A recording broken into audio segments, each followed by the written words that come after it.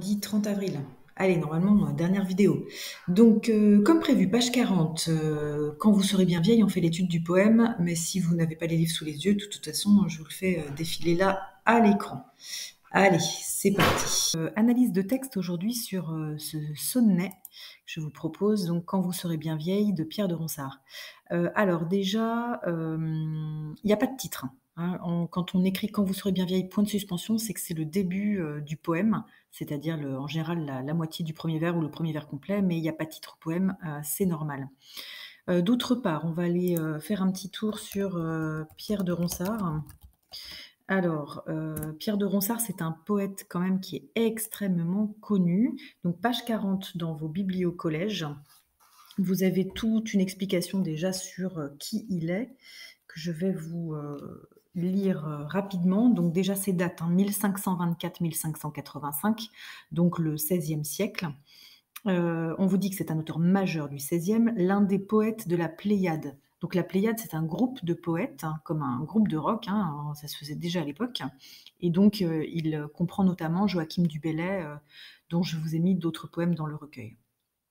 Donc il écrit des poèmes engagés ou lyriques, même des épopées. Il fait une espèce de remake de l'Iliade qui s'appelle la Franciade en l'honneur de François Ier. Donc voilà, il est capable aussi de faire des épopées. Il est dans une famille d'artistes aussi. Son père écrivait déjà de la poésie, il était déjà proche des poètes. Et il faut savoir que la famille de Ronsard a fréquenté la famille royale et les différentes branches des familles royales toute sa vie. Donc c'était quelqu'un de proche du pouvoir et de très bien vu.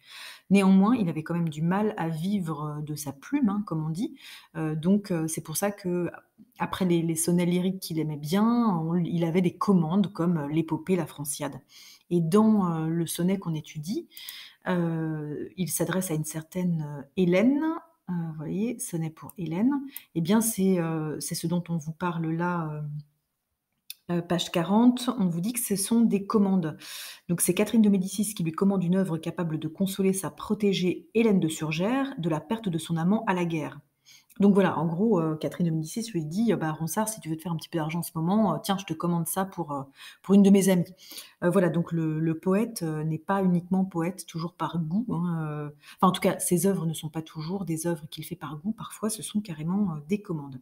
Voilà, donc Ronsard, un homme vraiment important de son époque, donc parce que proche du pouvoir, et puis donc un poète écouté et renommé.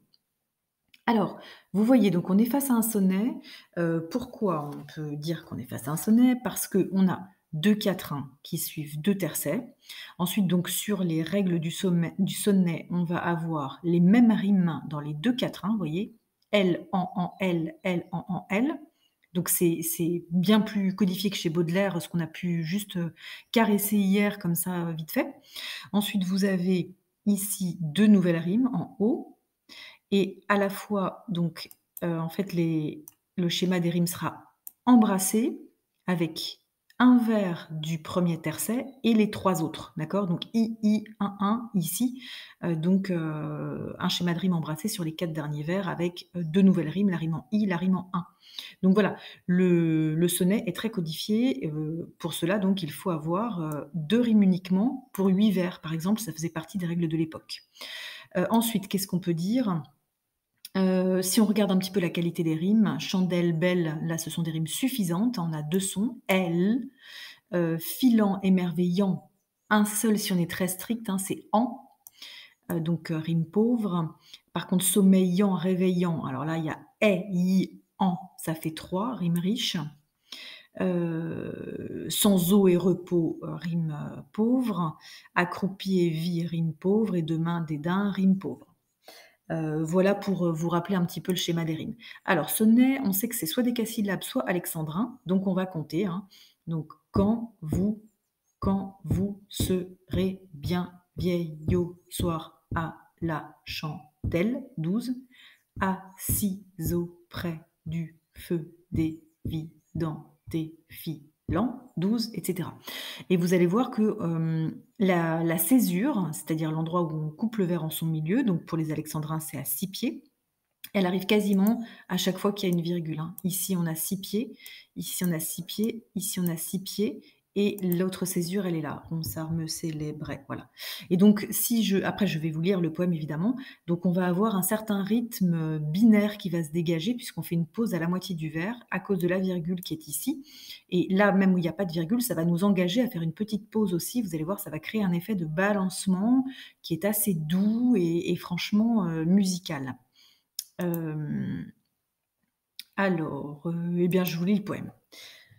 Quand vous serez bien vieille, au soir, à la chandelle, assise auprès du feu, dévidant et filant, direz, chantant mes vers, en vous émerveillant, Ronsard me célébrait du temps que j'étais belle. Lors, vous n'aurez servante aux yantelles nouvelles, déjà sous le labeur à demi sommeillant, qui au bruit de mon nom ne saille réveillant, bénissant votre nom de louange immortelle. Je serai sous la terre et, fantôme sans eau, par les ombres myrteux je prendrai mon repos. Vous serez au foyer une vieille accroupie, regrettant mon amour et votre fier dédain. Vivez, si m'en croyez, n'attendez à demain, cueillez dès aujourd'hui les roses de la vie. Alors le thème de la rose, il est assez répandu chez Ronsard. On l'a aussi dans le très célèbre Mignonne, allons voir si la rose, que je vous ai mis d'ailleurs dans le recueil de poèmes variés, voilà, juste au-dessus, qui est ici avec, vous allez voir, allez, on peut lire aussi des points communs, hein. Mignonne, allons voir si la rose qui ce matin avait déclose. Ah pardon, attendez, je vous le mets en plus gros, sinon vous n'allez rien voir. Hop. Voilà, je recommence. Mignonne, allons voir si la rose, qui ce matin avait déclose sa robe de pourpre au soleil, a point perdu cette véprée, les plis de sa robe pourprée et son teint au vôtre pareil. Las, voyez comme en peu d'espace, mignonne, elle a dessus la place, las, las, ses beautés laissées choir. Ô vraiment marâtre nature, puis qu'une telle fleur, pardon, puis qu'une telle fleur ne dure que du matin jusque au soir. Donc, si vous me croyez mignonne, tandis que votre âge fleuronne en sa plus verte nouveauté, cueillez, cueillez votre jeunesse, comme à cette fleur la vieillesse fera ternir votre beauté. J'ai vu une faute d'orthographe en même temps que j'ai lu, une coquille plutôt, ça m'a déconcentrée. Donc vous voyez, on retrouve à la fin le cueillez, cueillez, comme à cette fleur la vieillesse fera ternir votre beauté, et au début, il parlait de la rose, hein. Il compare la femme mignonne à la rose qui, de même que la rose perd donc ses pétales, sa beauté, etc., la femme va perdre sa beauté avec l'âge qui avance. Donc on est sur des thèmes, vous voyez, qui sont assez rebattus. Alors si ce n'est que les odes sont dédiés à une femme. Alors il y a 3 grands recueils de Ronsard. Un qui est dédié à une jeune femme qui s'appelle Cassandre, qu'il a vraiment aimée, mais tout jeune. Donc l'histoire ne dit pas si l'amour était réciproque. Ensuite, les odes, mignonnes allons voir, sont dédiées à Marie, une certaine Marie. Alors là, pour le coup, on pense que ça a été très réciproque. Si c'est bien Marie Dupin, hein, bon, celle dont on pense. Et puis Hélène, ici, donc c'est ce que j'ai dit tout à l'heure, ce sont des poèmes de commande. Il a 45 ans quand il écrit ce poème et elle en a, je ne sais pas, 20. Donc la différence d'âge fait que à l'époque, c'était pas vraiment non plus une barrière, mais en tout cas, voilà, là, c'était pas réciproque et c'était des poèmes de commande, comme je le disais. Alors, on va étudier donc un poème, ça s'étudie vers à vers, parce que c'est très court, hein, contrairement à nos études de Victor Hugo. On ne fait pas de plan de texte dans un poème, surtout pas un sonnet, parce que c'est très court. Ce serait un poème beaucoup plus long si on ferait un plan. En général, les quatrains fonctionnent de façon autonome. Alors, c'est le cas ici. Vous voyez qu'il y a une seule phrase qui fait le quatrain complet, hein, puisque le point est là. Idem ici, une seule phrase avec le point là. Par contre, pour les tercets, eh bien, la phrase fait les 2 tercets. Pardon, non. Il y a une phrase qui fait, voilà, comme un tercet plus un petit bout. Et ici, ces 2 phrases vont ensemble. C'est la fameuse pointe qui est typique du sonnet, c'est-à-dire le dernier vers ou les 2 derniers vers qui sont censés donner une espèce de résumé foudroyant et même, pourquoi pas, de morale carrément, de marche à suivre. Donc voilà pour la structure des phrases. Ensuite, on va détailler vers à vers. Quand vous serez bien vieille, au soir à la chandelle. Alors déjà ici, on voit avec nos 2 virgules qu'on a ce qu'on appelle un rythme ternaire. Donc le vers est découpé en 3. Quand vous serez bien vieille, au soir à la chandelle. Et donc en ce qui concerne ce vers, on va du coup insister sur les 3 mots qui viennent terminer chaque groupe. quand vous serez bien vieille, au soir, à la chandelle. Et du coup, eh bien, qu'est-ce qu'on retrouve? On trouve vieille, soir, chandelle. Alors c'est sur ces mots-là qu'il faut s'arrêter et on va voir en fait que ces 3 mots-là, nous donnent bien le sujet, principal de ce poème, c'est la future vieillesse. Donc on c'est même, ce rythme ternaire va mettre en emphase, ça veut dire en lumière, ce sujet de la vieillesse. Pourquoi? Parce qu'on a le terme vieille de façon parfaitement explicite au sens propre et quand vous serez bien vieille au soir alors oui, je ne fais même pas allusion à l'adverbe bien qui vient renforcer de façon honteuse le vieil. On reparlera du futur après. Et donc le soir et la chandelle viennent aussi renforcer cette idée de vieillesse, mais pas au sens propre, au sens figuré. Le soir de la vie, c'est une des, métaphores convenues pour dire la vieillesse et la chandelle, eh bien, ma foi, quand on y réfléchit bien, c'est ce petit feu, vacillant, hein. Vous voyez, c'est pas le grand feu de bois, dans la cheminée avec 50 bûches, hein, c'est juste la petite chandelle dont la flamme bouge. Cette flamme qui bouge, elle est justement typique, de la vie, qui bouge aussi, qui n'en est plus qu'à un fil. C'est tellement facile de souffler cette chandelle.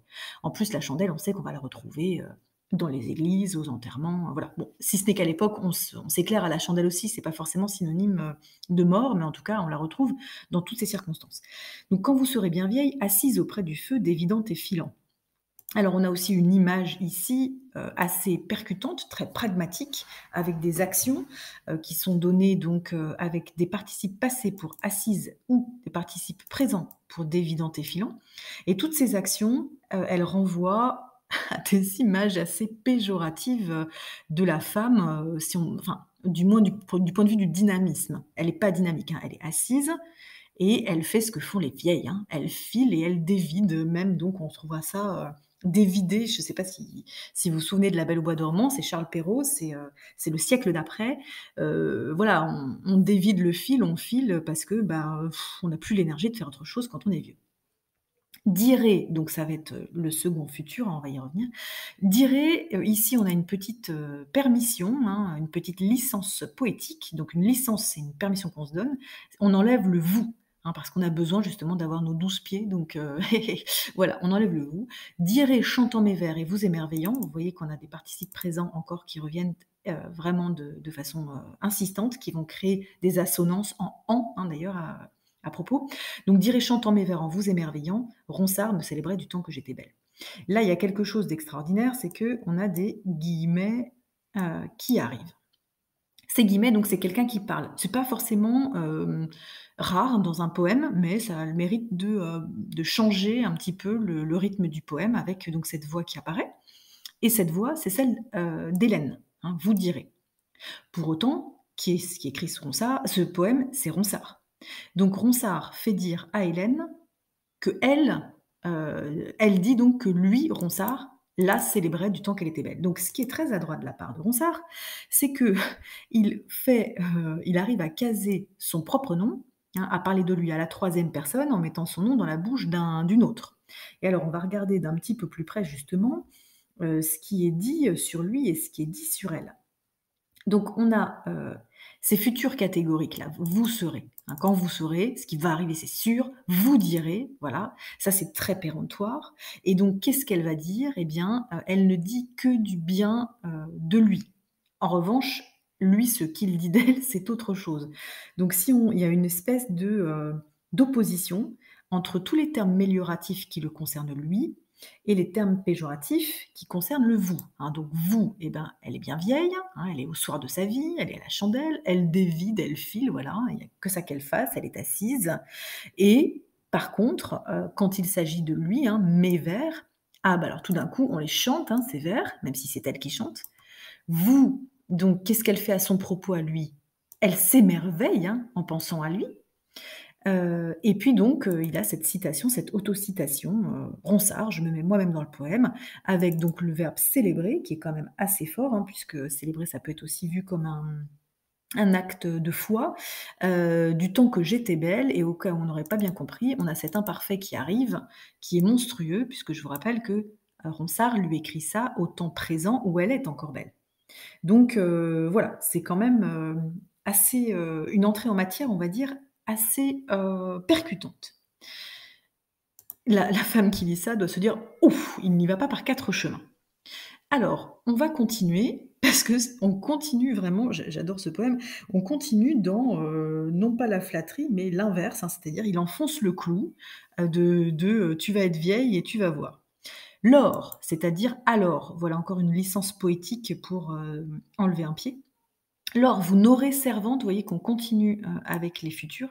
Vous n'aurez servante ayant telle nouvelle, déjà sous le labeur à demi sommeillant, qui au bruit de mon nom ne saille réveillant, bénissons votre nom de louange immortelle. Alors c'est pas du tout, évident comme ça à comprendre ce quatrain. On a en fait, une phrase qui dit: «Lors vous n'aurez servante», on va passer, mettre ça, presque entre parenthèses, hop, momentanément. Vous n'aurez pas de servante qui, alors pareil, le au bruit de mon nom, on va le mettre entre parenthèses.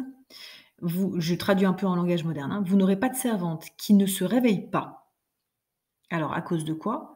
Au bruit de mon nom.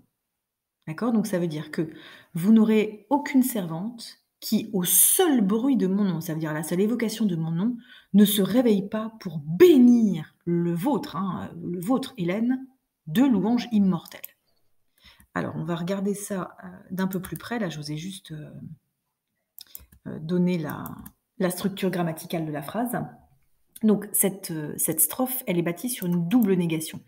Vous n'aurez ici, alors il manque le pas, hein, vous n'aurez de servante qui, au bruit de mon nom, ne saille réveillant. Donc une double négation, c'est plus percutant, qu'une affirmation, hein, c'est comme, en maths, moins par moins, ça fait plus, mais c'est du coup on le remarque, d'autant mieux. Donc voilà, cette double négation qui aboutit à quelque chose d'extrêmement positif, ça veut dire: «Personne ne pourrait dormir, ne pourrait continuer à dormir si mon nom est prononcé quelque part». C'est ça que ça veut dire. Donc on a, la modestie là qui est totalement absente de tout ça. Donc ça insiste bien entendu sur, l'égocentrisme de Ronsard, on peut dire ça comme ça, hein. Et donc on va voir, alors cette servante, qui est donc oyant, c'est le verbe ouïr, hein, c'est-à-dire entendre, elle va se réveiller alors que, on va mettre des oppositions pour montrer, à quel point, le phénomène est incroyable. Déjà sous le labeur à demi sommeillant, donc le labeur, c'est, le travail. Donc elle était, en train de sommeiller de fatigue, hein, tellement elle avait travaillé, et malgré ça, elle va aller, se réveiller juste au bruit du nom de Ronsard. Le bruit de mon nom, c'est donc une périphrase, hein, pour dire, son nom à lui, Ronsard. Et donc le bruit de mon nom, là pour le coup, on va dire que ce mot bruit est un petit peu, presque choquant, il est pas très joli à l'oreille. Et c'est son nom à elle qui est flatté. Donc contrairement au premier quatrain, on va dire que ce qui était amélioratif le concernait lui et péjoratif le concernait elle. Là, le bruit de son nom, c'est peut-être quelque chose, en allusion à Ronsard, qui est un nom assez, rugueux. Pour le coup, son nom à elle est beaucoup plus doux, Hélène, et donc on va avoir un terme, bénissant ici qui reprend, du moins du point de vue du sens religieux, le mot célébrer, qui était avant. Donc dans le premier quatrain, c'était presque lui qui était, au rang de Dieu. Dans le deuxième quatrain, ils sont au rang de Dieu tous les deux, hein. C'est-à-dire que grâce à lui, elle va s'élever. Du moins, si elle fait ce qu'il lui conseille dans ce poème, bien entendu. Donc on peut bien entendu remarquer le parallélisme de mon nom et votre nom, ça c'est évident. On a encore une fois, donc ces participes présents à la rime sommeillant et réveillant, dont on voit bien qu'ils sont en opposition, hein. Elle sommeille et elle se réveille, et avec ce dernier vers: «Bénissant votre nom de louange immortelle», donc on voit là vraiment la déification, d'Hélène, puisque, le mot bénir, louange et immortel, tout ça sont, du langage, religieux, évidemment. Alors on a aussi des allusions à Hélène de Troie, peut-être, l'avez-vous lu si vous avez le biblio collège page 40. Souvent dans les poèmes à Hélène, Ronsard prend Hélène de Troie, Hélène de Sparte donc, la plus belle femme du monde, comme modèle pour son Hélène de Surgères, et donc cette femme Hélène de Troie, elle était presque, regardée comme une déesse, tellement elle était belle, donc voilà. Alors, en ce qui concerne ensuite les 2 tercets, je ah bah tiens, il apparaît là, le pronom de la première personne, enfin, hein, puisque donc dans sa grande modestie, il s'était nommé lui-même à la troisième ici.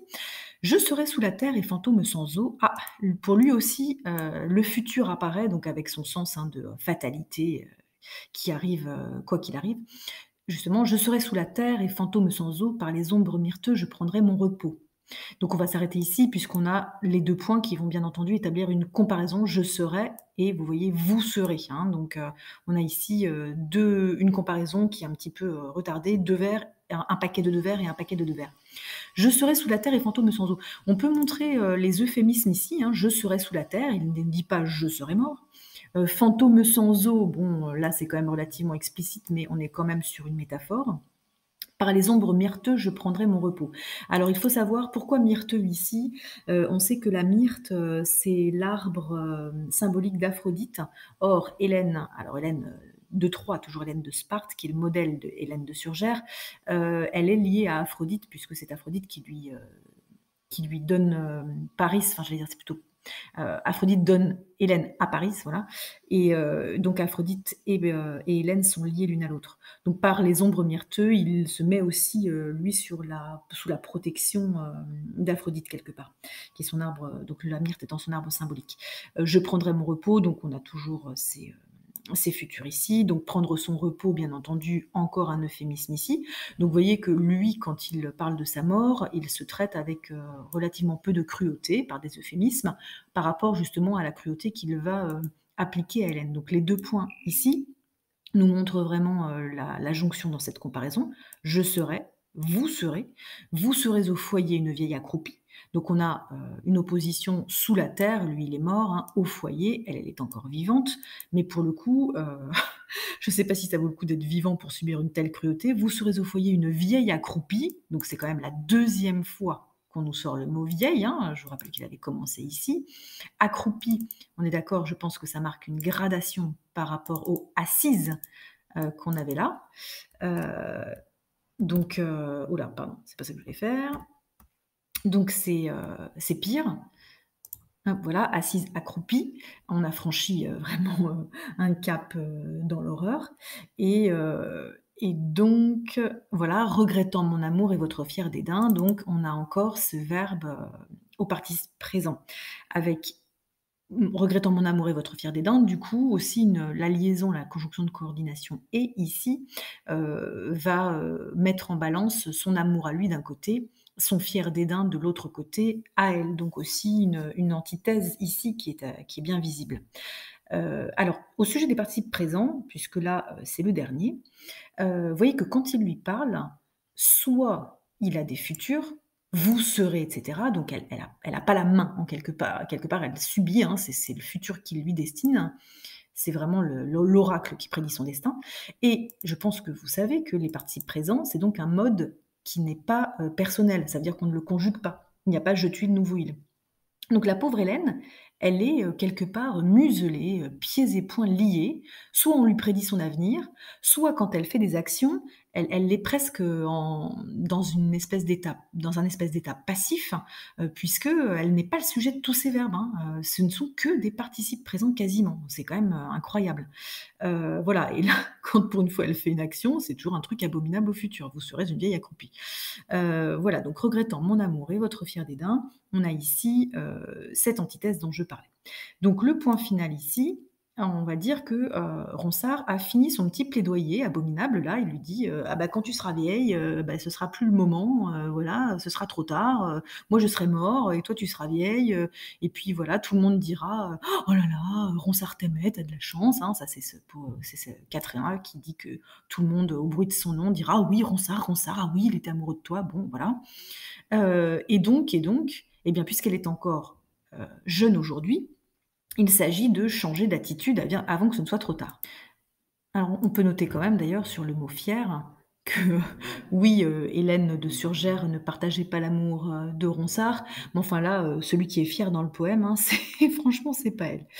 Alors, on passe donc aux 2 derniers tercets qui sont vraiment l'envoi, le précepte de ce que dit Ronsard. Hein. Vivez si m'en croyez, n'attendez à demain, cueillez dès aujourd'hui les roses de la vie. Alors, du point de vue des verbes, eh ben, on n'est pas mieux qu'au départ, hein. Vivez, n'attendez, donc n'attendez pas, hein, cueillez. Alors, ce sont des présents, mais ce sont des présents du mode impératif. Donc après les verbes au futur, après les verbes non conjugués où, bah, voilà, en gros c'est pas elle qui fait l'action, enfin si c'est elle qui fait l'action, mais ça n'est pas, elle n'est pas présentée comme étant active, et bien maintenant on a des verbes en impératif. Fais ci, fais ça, fais ci, fais ça ma petite. Donc c'est encore une fois assez insistant. Vivez si m'en croyez, donc là on voit aussi des formules assez ramassées, on a supprimé, si vous me croyez, si vous m'en croyez. Là, c'est une formule d'insistance, vous voyez, entre 2 virgules, c'est-à-dire en apposition, pour vraiment, enfoncer le clou, hein, si je puis dire. Et quand on regarde ces, 2 vers, on doit normalement, avoir, une petite voix qui nous dit: «Tiens, c'est bizarre, j'ai déjà entendu ça quelque part. N'attendez à demain, cueillez dès aujourd'hui les roses de la vie». Alors oui, évidemment, donc on avait dans Mignonne, cueillez, cueillez votre jeunesse, comme à cette fleur la vieillesse fera ternir votre beauté. On est sur le même thème avec cueillez. Alors il faut que, là-dessus, on s'arrête un petit peu pour faire de la culture générale. On a donc un célèbre, philosophe grec qui prônait, c'est-à-dire qui défendait, une certaine philosophie, qu'on appelle l'épicurisme. Donc, ce philosophe, il s'appelle Épicure, c'est le 4e siècle avant Jésus-Christ. Donc vous savez peut-être, un petit peu qui c'est. Et donc ce grec Épicure a inspiré aussi un certain poète latin qui s'appelle Horace, qui pour le coup, lui, est du 1er siècle avant Jésus-Christ. Et Horace, en quelque sorte, a remis au goût du jour ou traduit les idées d'Épicure. Donc, chez les Grecs, au 4e siècle, Épicure, je retourne chez les Grecs, on se dit que pour se préparer à la mort, qui est quand même l'aboutissement de la vie, on peut avoir 2 philosophies. Soit, on se dit qu'on ne s'attache à rien de ce qui est terrestre et on vit, détaché de tous les plaisirs. Ça, c'est la thèse, stoïque, donc des stoïciens, ça s'appelle. Ou alors, on suit le grec Épicure qui dit qu'on ne s'attache à rien non plus, mais par contre on profite de tout. Donc on mange, on boit, on change d'amant, quand on a envie, voilà. Donc on a une vie, qui va apparaître dissolue, et surtout, qui cherche à profiter vraiment de l'instant présent. Et donc cette doctrine d'Épicure, quand elle passe, par le poète latin Horace, avec un H, eh bien elle se transforme en carpe diem, que j'ai écrit un petit peu plus tard ici, puisque là il y a tout le cours. Voilà, donc carpe diem qui est ici. Et carpe diem, mot à mot en latin, ça veut dire cueille le jour, hein. Carpe, c'est la main, comme, peut-être ceux qui connaissent un petit peu, on appelle, les canaux, carpiens, ce qu'il y a dans notre main, qui contient les nerfs. Et donc diem, dies diei, c'est le jour. Donc cueille le jour. Et donc vous voyez que ici, on a cueille les roses de la vie, et à propos de jour, il est là le mot jour, hein. On a l'adverbe demain ici, l'adverbe aujourd'hui, qui sont d'ailleurs en opposition, hein. N'attendez à demain, cueillez dès aujourd'hui.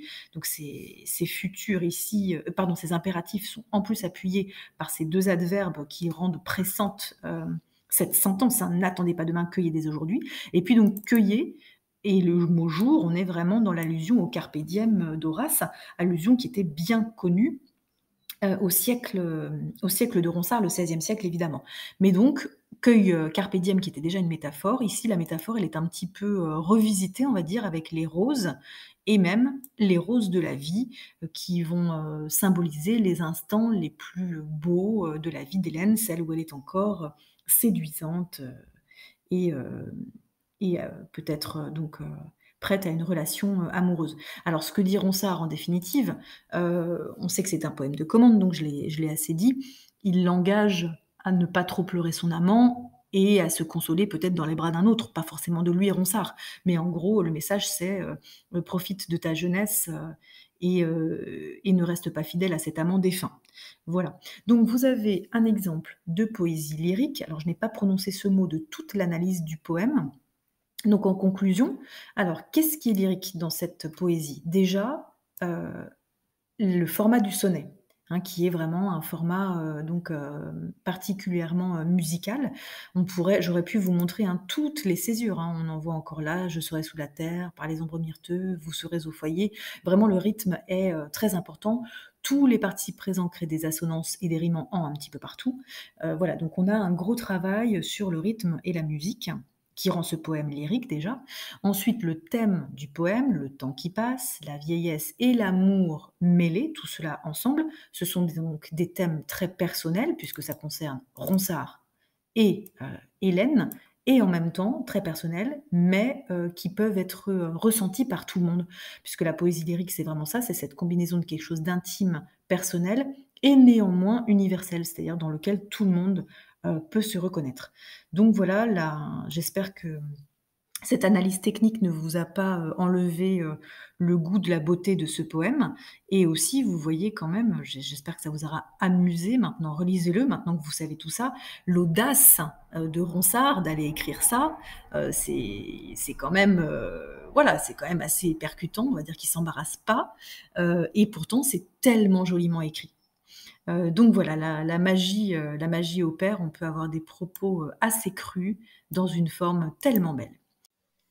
Allez, un petit tour dans Pronote pour être fin prêt, pour nos retrouvailles. Donc, on se retrouve avec les exposés, youpi! Et puis, donc comme je vous disais déjà dans la vidéo de jeudi, je crois, la poésie, on va avoir tout le temps justement de bien assimiler toutes ces notions pendant qu'on écoutera vos exposés. Allez, à lundi, de bonne humeur, super, à bientôt!